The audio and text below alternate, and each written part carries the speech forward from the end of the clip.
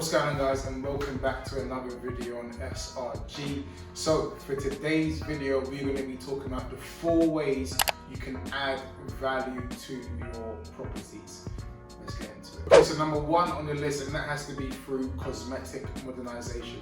Now, that basically is the process of updating the look and feel of the house, adding a new lick of paint, maybe putting some brick slips on the walls and just adding some extra character to the property. You should also look to install new bathrooms, new kitchens, if of course it's within your budget, but that's a great way to add value to not only the cost of the house, but also the desirability of the house as well. So definitely consider modernization. Number 2, and that is to increase living and floor space. Now, that is usually done through the process of doing either a loft conversion, i.e. converting the loft into a room or some type of chill out area, or doing a basement conversion where you go into the basement. Sometimes you may have to dig down, but you convert that space again into a room or some type of livable condition. I am seeing a lot of people do some really cool things online where they're converting the basement into like a cinema room, a kitchen diner, basically just using as much floor space as you can,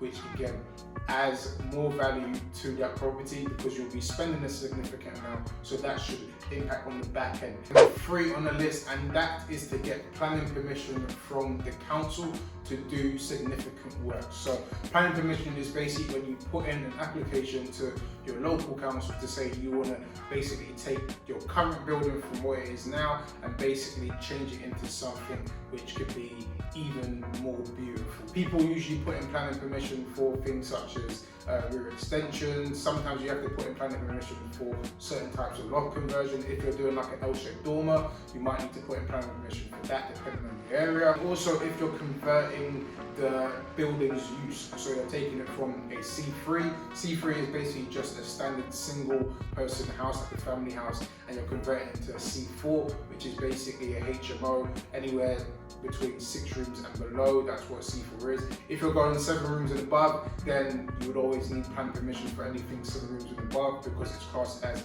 sui generis. Look into that further, but if you could get planning in an area which doesn't usually get planning granted, then that already puts you a step ahead of most people and makes your property in that specific location more desirable, and you can add significant value just from doing that. Last on the list, and that is to take either a house or a commercial building and split it up into flats. Now again, the great thing about that is you're taking a house and you're splitting into flats, and usually that would require some form of planning permission, so you're already adding value there by getting the permission to do that.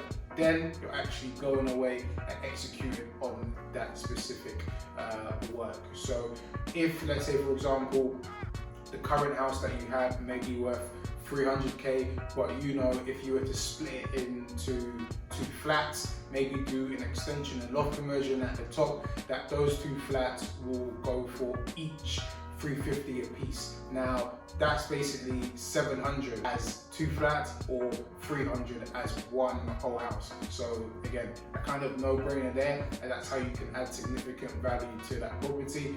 In theory, it doesn't always happen like that, don't quote me on that, but that's in essence how splitting the flats would work to someone's advantage. Guys, I hope you enjoyed that video. I tried to keep it as short and sweet as possible. If you did, you know what to do. Give it a thumbs up, comment below, and yeah, catch you guys in the next video.